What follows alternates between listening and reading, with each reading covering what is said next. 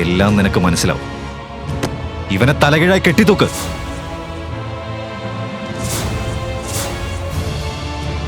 വസ്ത്രമഴിക്ക്. ഗംഗ, മഹാകാലിനെ നാശകാരി എന്ന് വിളിക്കുന്നത് എന്തിനാണെന്ന് നിനക്കറിയാമോ? അനീതികൾ അതിരുവിട്ട മഹാകാലിന്റെ താണ്ഡവം എല്ലാം നശിപ്പിക്കും. പുതിയൊരു തുടക്കം തുടങ്ങും. ഇനി ലോകം കാണാൻ പോകുന്നത് ശിവായുടെ താണ്ഡവം.